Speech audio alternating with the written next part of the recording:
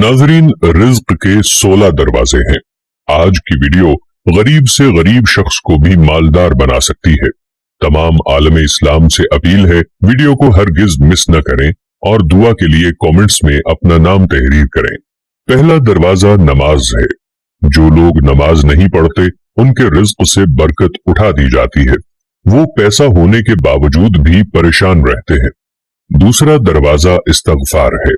जो इंसान ज्यादा से ज्यादा इस्तगफार करता है, तौबा करता है, उसके रिज्क में इजाफा हो जाता है और अल्लाह ऐसी जगह से रिज्क देता है जहां से कभी उसने सोचा भी नहीं होता। तीसरा दरवाजा सदका है।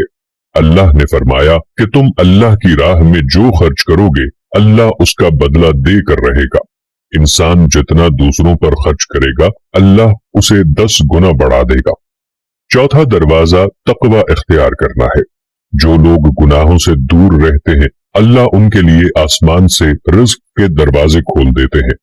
पांचवा दरवाजा कसरत नफली इबादत है। जो लोग ज्यादा से ज्यादा नफली इबादत करते हैं अल्लाह उन पर तंगदस्ती के दरवाजे बंद कर देते हैं। अल्लाह कहता है कि अगर तू इबादत में कसरत नहीं करेगा तो मैं तुझे दुनिया के कामों में उलझा दूंगा। लोग सुन्नतों और फर्ज पर ही तवज्जो देते हैं, नफिल छोड़ देते हैं, जिससे रिज्क में तंगी होती है। छठा दरवाजा हज और उम्रे की कसरत करना। हदीस में आता है, हज और उम्रा गुनाहों और तंगदस्ती को इस तरह दूर करते हैं जिस तरह आग की भट्टी सोने चांदी की मैल दूर कर देती है। सातवां दरवाजा रिश्तेदारों के साथ अच्छे सलूक से पेश आना। ऐसे रिश्तेदारों से भी मिलते रहना जो आपसे कते ताल्लुक करके बैठे हों। आठवां दरवाजा कमजोरों के साथ सिला रहमी करना है, यानी गरीबों के गम बांटना, मुश्किल में उनके काम आना अल्लाह को बहुत ही ज्यादा पसंद है। नवां दरवाजा अल्लाह पर तवक्कुल है।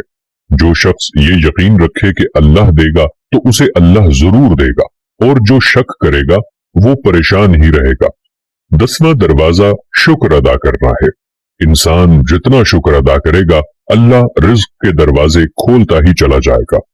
11वां दरवाजा है घर में मुस्कुराकर दाखिल होना। मुस्कुराकर घर में दाखिल होना भी सुन्नत है।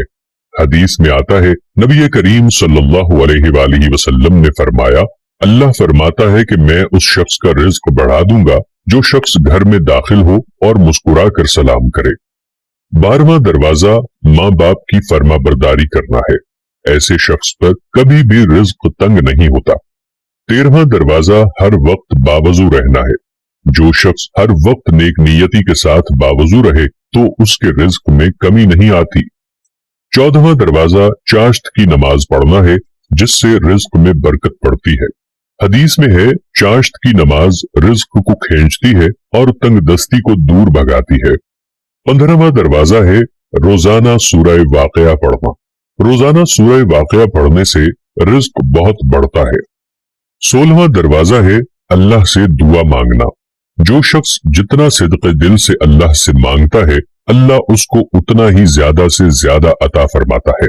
दोस्तों, रब्बे काबा की कसम, रसूलुल्लाह सल्लल्लाहु अलैहि वसल्लम का फरमान हक और सच है और इसमें किसी कमी बेशी की गुंजाइश नहीं।